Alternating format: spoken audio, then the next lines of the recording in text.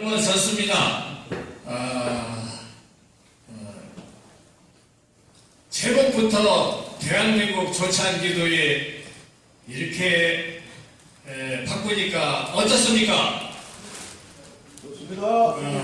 대한민국 조찬기도에 떳떳하고 좀 당당하라고 제가 이렇게 장명을 해드렸습니다. 다시 인사드립니다. 바보조 평균 정중히 인사 올립니다. 우리 모두는 코로나 정도의 위기라고 생각하지 맙시다. 왜냐하면 가장 큰 위기는 부모님 뱃속에서 뚝 떨어져서 걷냐 못 걷느냐 할 때, 걸을 때 가장 위기 극복을 한 겁니다. 이런데 코로나 정도의 역병의 위기라고 움츠러들지 맙시다. 우리는 누가 계십니까? 하나님이 계시지 않습니까? 우리는 부자입니다. 그리고 다른 저 이북에는 안 계시죠? 우리는 그래서 큰 부자입니다.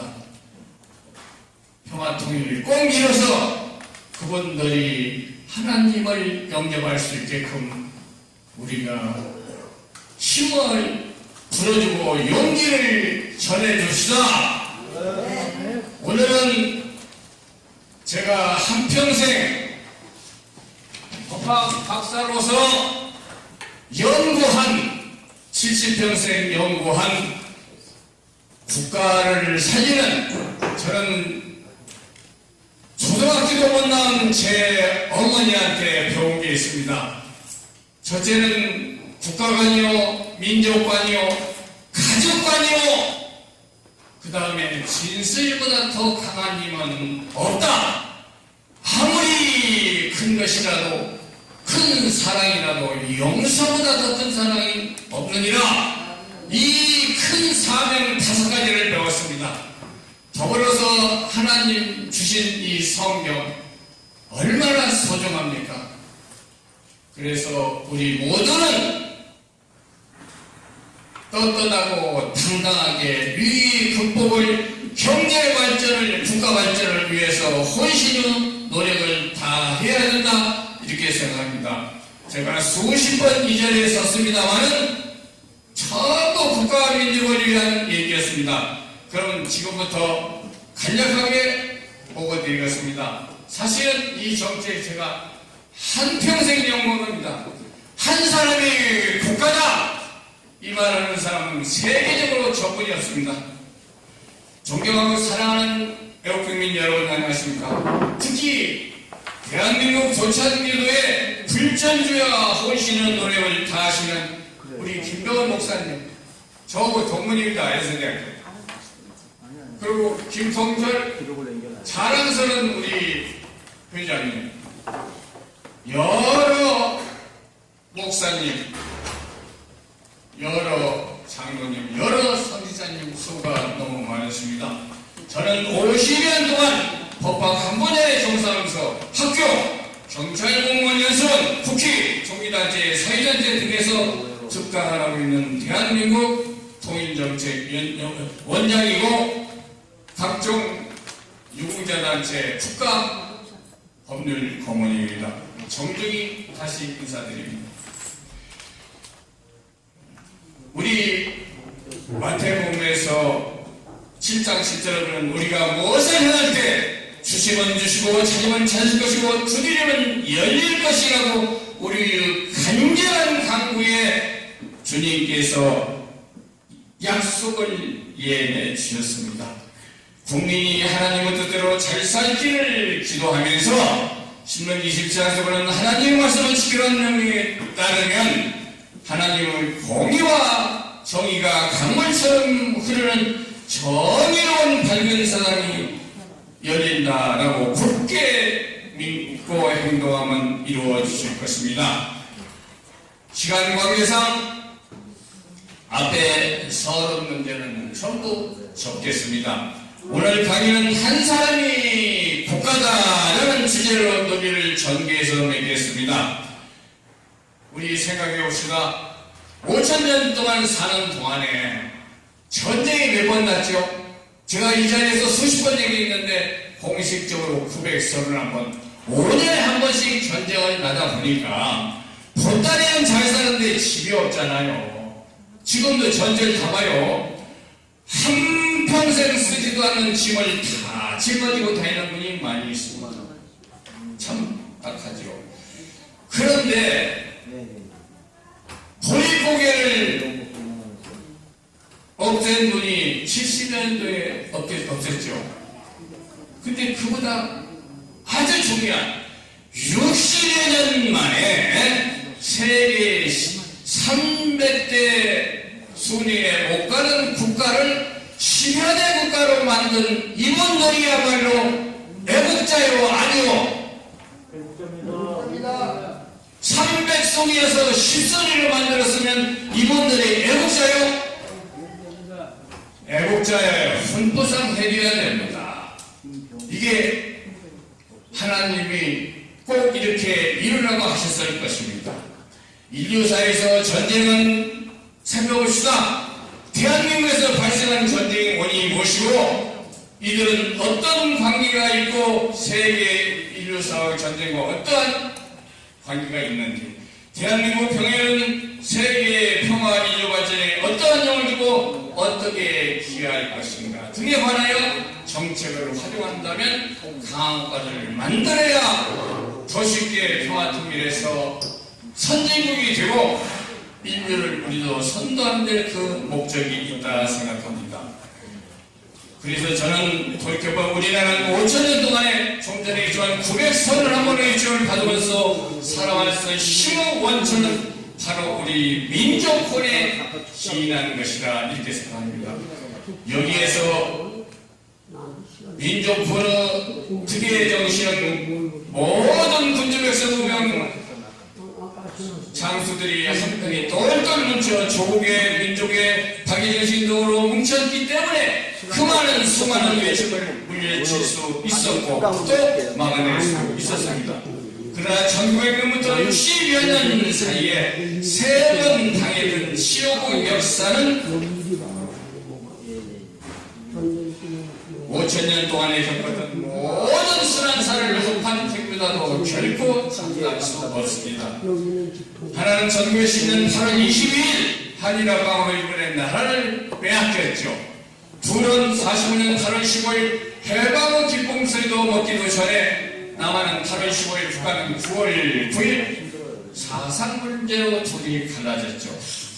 세선 1951년 6.25 동족상자로 비극전쟁이라 수많은 백성이 죽고 불명예에서 이 계급장을 달았는데 역사는 묻고 있습니다. 역사를 바로 알고 깨달으면 행복한 미래를 설고 있다고 지금부터 한 사람의 국가라는 제목으로 간단히 말씀드리겠습니다. 우리는 핵폭탄보다 박근혜 전쟁이 더 무서운 세상을 살아왔습니다. 한 사람의 국가는 바로 국민이 낸 세금으로 국정을 운영하기 때문에 천부적인 생존권 문제가 뭡니까? 의식조입니다. 의식조. 먹고 자고 입고 하는 이런 문제는 더 크게 연구 발전시켜서 찰쌀하게 만들어야지. 이것은 바로 국가의 책임이고 의무이기 때문입니다. 그런데 우리 한치도 안 남은 이 알량한 자존심을 짓밟으면서 이게 재난이 아니거든요.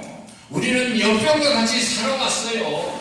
무슨 재난기업 몇 푼 준다고 하면서 이렇게 망가진 우리 국민의 자존심을 짓밟고 있는데 이러지 마시고 우리는 국가 발전을 위해서 혼신의 노력을 다해야 된다 이렇게 생각합니다.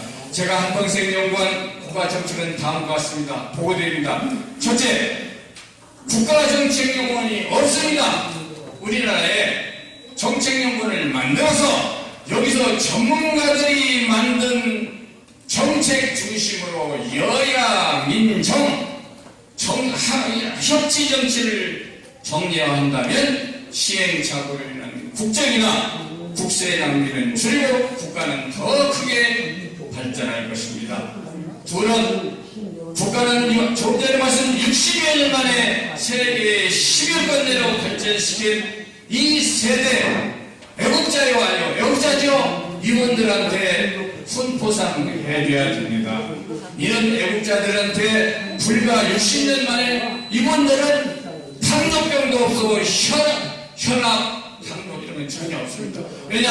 바짝 말랐거든요. 왜냐? 자식들만 가르쳐서 이 나라를 선진국으로 만들기 위해서. 근데 지금은 사람 대우를 못 받고 길거리를 헤매고 있는 이런 분들, 불과 60년 만에 이분들을 우리가 애국자로 손포상해야 나도 내 후손들이 내가 국가와 민족을 위해서 뭔가 기회했을 때 나를 돌봐줄 것입니다.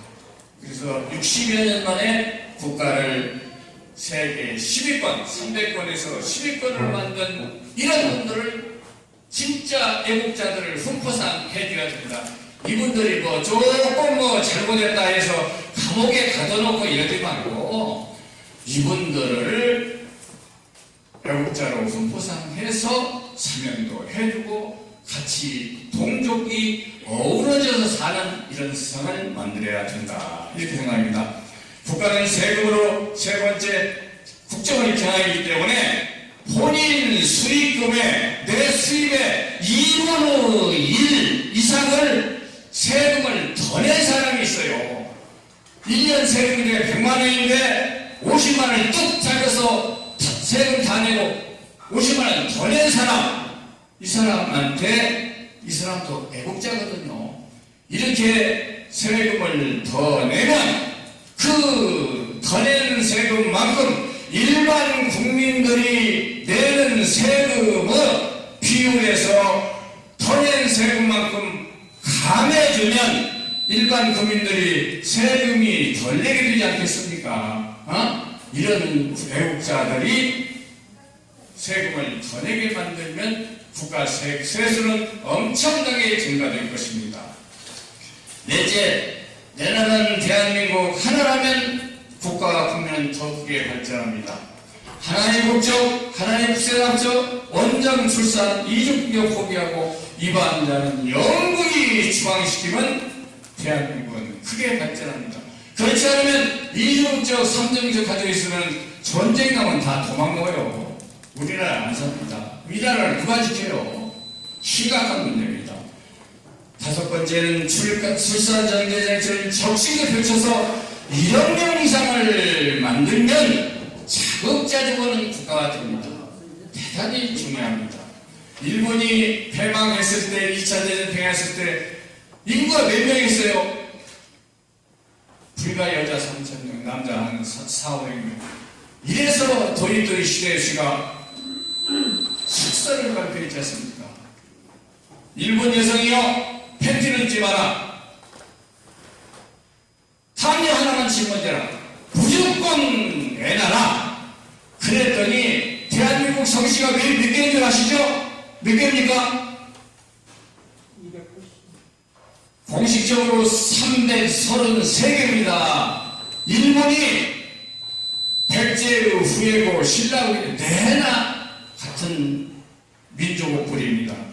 그래도 또 300여 개뿐이 안 내보는 성씨가, 그런데 갑자기 애를 많이 낳으라고 담요만 짊어지고 남자 안 보고 여자 안 보고 애를 낳으라고 했더니 1억 2,200만을 만들었잖아요. 응? 그러고 나니까 세계에서 지금 전쟁 2경제국가가 됐잖아요. 두 번째 국가가 됐습니다. 일자리 창출은 가장 큰 복지입니다. 무슨 복지보다도 일자리, 특히 노인들, 청년원 노인들 일할 수 있게 만들어야 됩니다. 평생 일하다 돌아가시게 만들어야 합니다. 그분들 같이 현장 경제를, 현장 상황을 잘 아는 분은 없습니다. 돈이 문제가 아닙니다. 평생 동안 일하다가 돌아가시게 만드는 첫째, 그 그분들은 건강히 회복됩니다. 여기에서 남는 돈이 있습니다. 혈세 낭비하는 돈으로 일자리를 더 많이 만들어오는 국가 경제는 크게 발전할 것입니다. 노인들을 아까 노인에서 대한민국의 노인정이 몇 개고 870만 노인들한테 어떻게 했나? 이 노인들을 노인정에 가둬두지 말고 현장에 자기가 한평생 일했던 현장에서 일하다 돌아가시게 만들어야 됩니다. 이 노인들한테 많은 월급을 주라는 것이 아니라 이분들이 살 수 있게끔만 보장해 주면 되는 겁니다. 사실 노인정 폐쇄해야 됩니다. 현장으로 다 보내드려야 됩니다. 일곱째는 대한민국 국회의원 너무나 많죠. 확 줄여서 99명 정도로 하고 명예직으로 다 해버려야 됩니다. 이진 아홉제를 입법 개헌한다면 우리 국민이 확 줄어들고 혈세 낭비로 인한 일자리를 많이 창출할 수 있습니다. 미국을 보세요. 상원은 100명, 하원은 430명, 합계 535명뿐이 안 됩니다. 인구는 3억 2,030만. 이것을 나눠보세요. 60여만 명이 하나입니다. 하나입니다. 대한민국은 5,200만에 300명입니다. 그러면 이것을 계산해 보세요. 17만 명이 국회를 하나 보게 살려합니다. 이렇게 부자 나라입니까? 웃기는 나라죠. 그래서 이런 문제를 우리가 바라봐야 한다. 그리고 여덟 번째는 법이 바로서고 법치병이 공정함은 첫째 우리 국민 주권이 완전히 보장 확립될 것이고 국가 국민은 더 크게 발전할 것입니다. 사실 제가 이걸 한 집에 50년 살고 법학 한 분야에 50년 종사하면서 수많은 고시학교자 참 가르쳐가면서 이렇게 연구한 정책을 오늘 발표하는 것입니다. 국가 경제는 시장 경제의 원칙과 경제의 민주화에 따라 경제하게 만들어야 합니다. 성장하게 만들어야 합니다. 분배가 공정하면 그 삶이 향상되고 국가가 크게 발전합니다. 산속에 토끼 3,000마리를 풀어놓고 모이를 주어보세요. 10년 후에 가면은 거의 다 죽었어요. 그러나 그 우리 안에 호랑이 한 마리를 딱 놓으면 토끼가 황소보다 더 커져버립니다. 경제의식이 이렇게 커져버릴 겁니다. 국민 일자리, 대한민국 일자리, 이게 복지이기 때문에 국민 일자리는 완전히 해결하면 대한민국 복지 경제는 살아납니다. 가장 중요한 것은 국가 교육과 교육정책은 국사적 대사입니다. 교육만이 살 길입니다. 잘 키운 한 사람은 바로 국가입니다. 인재 양성만이 강한 국가이고 선수기도 인류를 선도할 수 있습니다. 유대인 우리하고 5,200명 똑같습니다. DNA 어떻습니까?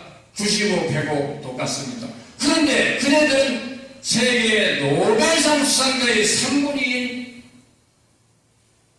164명이나 되고 일본 저쪽 과제는 또 25명이나 됩니다. 대한민국은 몇 명이니까 이게 문제가 아주 있습니다. 엄청난 문제가 있습니다. 그래서 12번째는 국론을 하나로 대통합을 너무 잘난 사람이 많습니다. 대한민국에 진짜 잘난 사람은 국가 정책을 만들고 자기 논리보다 긍정적인 논리가 나올 수 있도록 대한민국이 발전할수록 대통합하는 사람입니다. 여기에서 혈세가 낭비되는 것은 국민 일자리를 만들면 국가가 더 크게 발전하게 됩니다. 국민이 우리나라는 헌법에서 제안하고 있는데 대통령과 국회의원을 직접 평가하고 직접 소환하게 만들면 집단적 민주주의 주권국가가 되어 더 크게 발전할 것입니다. 국민이 다른 거 없습니다. 사실 독일 보세요. 독일은 대한민국의 인구는 1.7명이다. 8,300만 명입니다. 우리는 5,200만 명인데 공무원은 4분의 1분이 안 됩니다. 참 해도 너무하죠. 그래서 대한민국은 국민이 감사운동 하나를 직접 보고면은 감사운동의 국무 전반을 감사해서 국민에게 보고하고 바로 잡을 수 있도록 만든다면 국가는 크게 발전할 것입니다. 그래서 사실은 제가 깊이 연구해 보니까 통장이 사무관이더라고. 그 이상은 정책만 만들어서 내버리면 되고 그 이상은 우리 돈만 거기서 7, 80% 돈만 대한민국 세금만 없어지더라고요. 그래서 사실은 사무관까지만 필요하지 않느냐. 15번은 재능 맞추는 기로 우수한 인재를 많이 인정해야 양성해야만이 토식계의 강국가가 되고 평화통일하고 선진국을 이룰 수 있습니다. 평화통일이 우리의 치상목표가 될 수 있습니다.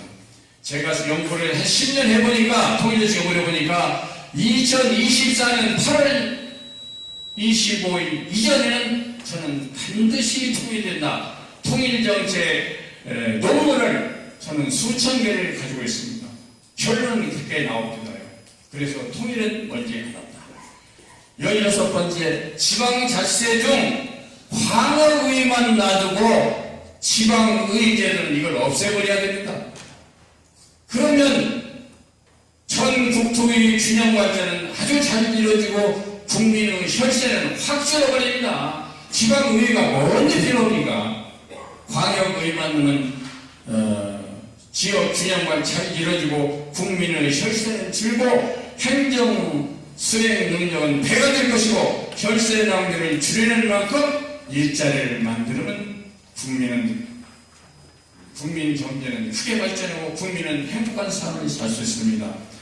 17번째는 모병제 문제 전문화 과학화 첨단 무기로 국방력을 강화하고 일반병은 6개월 이상 전문화 과학 국방력을 수료한 후 1년 동안 지역 방위를 한다면 국방력은 한쪽 더 강화되고 제대 후에 첫째 국가고시에 응할 때 그 기간만큼 5%의 가산점을 주고 전 희망자한테는 국가 방위 산업체에 지원시켜준다면 애국심이 크게 향상될 것입니다. 그러면 국가는 더 크게 발전할 것입니다. 국가고시에 들죠. 자기들 입맛대로 하지 말고 사시행정 입법고시 각 상관고시 의과대학 신설 등 이것은 완전히 부활하면 헌법이 정한 직업선택권의 자유를 완전히 보장한다면 진정한 자유주의 강한 국가가 되어 더습게 발전하고 국가는 평화통일도 이루고 목적은 세계를 우리도 선도해보자. 지배한다는 것은 선도해보자는 목적이 있다. 19번은 재능 맞춤은 적절히 우수한 인재를 많이 인사하여 강한 국가를 만들고 평화통일은 더습게 되어 인류를 선도할 수 있는 데 목적했습니다. 20번째는 왜 저는 정책을 많이 만들었습니다만 오늘 말씀드리자 하는 것은 우리가 나라를 뺏긴 때가 언제입니까? 1910년 8월 29일 날 한일 합방으로 뺏겼지 않습니까? 그것을 우리는 애석하게 생각하고 다시는 나라를 뺏기지 아니하겠다고 그 날을 기념하고 있잖아요. 그게 97일입니다.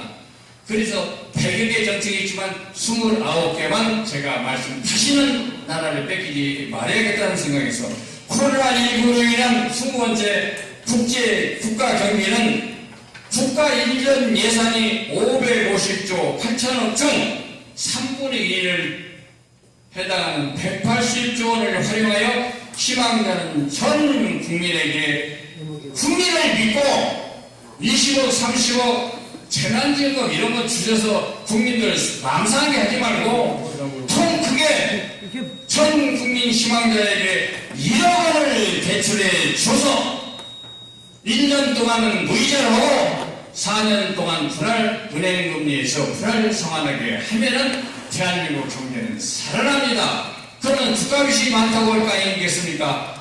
플러스 마이너스 제로입니다. 왜냐? 이것은 재난지원 이런 거 주는 것이 아니라 신용대출로 주기 때문에 국민이 내나 가지고 있는 재산입니다. 적어도 1억 원은 신용대출을 해서 1년을 무이자하면 1년 무이자로 혜택받는 금액이 500만 원 혜택받습니다. 그리고 4년 동안 분할하게 되면 국가경제는 크게 발전합니다. 21번째, 국가는 국민의 생존권 의식주 문제는 국가를 경제를 발전시켜서 국민의 삶을 행복하게 누릴 수 있게 만드는 것은 국가의 책임이고 의무이기 때문에 무조건 수익을 많이 내 투자처를 만들어서 국민이 잘 살게끔 만드는 것이 책임이고 의무인데 무슨 의식주의 하나인 부동산만 때려잡다 보니까는 이 정권 어떻게 됐어요? 지금 예측 불허이지 않습니까? 의식주는 함부로 하나님이 주신 영역입니다. 사람이 살기 위해 꼭 필요한 영역입니다. 이건 함부로 건드리는 게 아닙니다. 22번째, 공무원 수는 독일과 같이 4분의 1로 확 줄인다면 국민 혈세 낭비가 없거든요. 그래서 그 줄이는 만큼 일자리를 만들면 우리는 행복하게 살 수 있습니다. 헌법은 시대에 맞게 개헌하는 진정한 자유주의가 될 수 있습니다. 국회의원들만 헌법 개헌할 수 있게 만드는 것이 아니라 일반 국민들도 헌법 개헌을 안을 제출할 수 있게끔 직간접 민주주의를 택한다면 국가는 크게 발전할 것입니다. 또 국회의원들이 국민들을 무서워할 것입니다. 24번째, 국가는 인권 보장이 가장 중요합니다. 국가는 수사권과 기소권을 하나로 통합해야 됩니다. 권력이 아닌 법으로 다스려야 한다는 법치주의 원칙에 따라 수사한 사람은 그 사건 내용을 가장 잘 파악하고 있습니다. 그 결정도 가장 신속하게 할 수 있습니다. 인권이 확실하기 때문에 이로 인한 혈세 낭비가, 기관이 둘이면 혈세 낭비가 당연히 두 기관 먹여 살리려면 국민이 세금이잖아요. 그래서 하나로 단위화해야 국민 세금이 줄고 국가 세금을 일자리를 만드는 데 활용할 수 있습니다. 5번째, 공수처를 이걸 무조건 없애고 국사기관을 단일화하면, 수사기관 단일화하면 혈세 낭비를 줄이는 만큼 일자리가 더 늘어날 것입니다.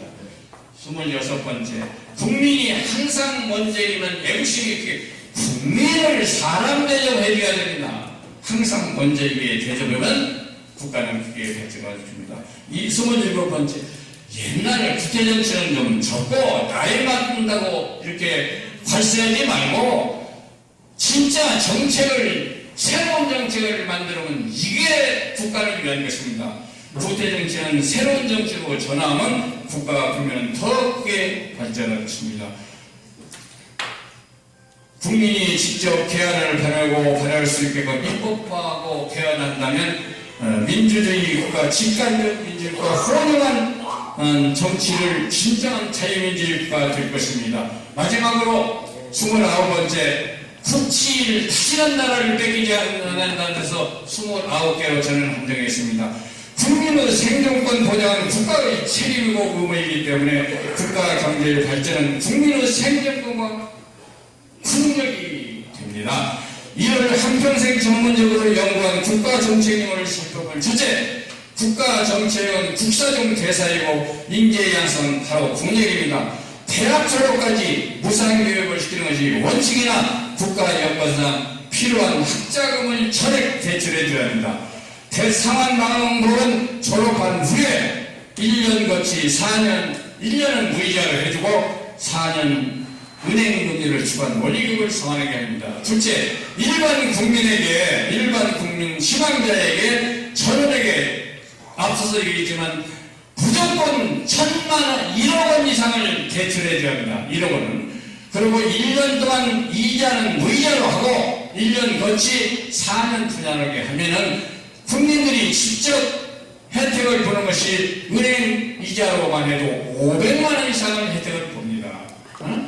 이렇게 만들어주면 결국에 국가 경제는 자동적으로 수색이 됩니다. 무슨 20만 원, 30만 원 가지고 국민들 약올리지 말고 재난지원금, 전쟁 났으니까 재난 세계적으로 겪는 이게 하나의 역병입니다. 우리는 이들과 같이 살아나기 때문에 국가 경제가 살아나야 합니다. 결론적으로 국민이 낸 세금으로 걱정하기 때문에 1억 원까지 신용대출해 준다면 국민이 애국심이 크게 향상됩니다. 그래서 무슨 재난금 이렇게 하지 마시고 국민한테 1억 원을 신용대출을 해주고 1년은 이자 받지 말고 4년 분할 은행 이자로 분할하게 하면은 그 돈이 어디 가냐? 내나 대한민국 안에 있는 돈입니다. 국민이 가지고 있는 돈입니다. 그래서 30만 원, 50만 원, 100만 원 나는 건 그 소멸이가 없어지는 겁니다. 그래서 국민을 진정으로 아끼는 국가가 돼야 대한민국 경제는 살아나고 희망이 있습니다. 이게 바로 사실 9월 9일 날 9시에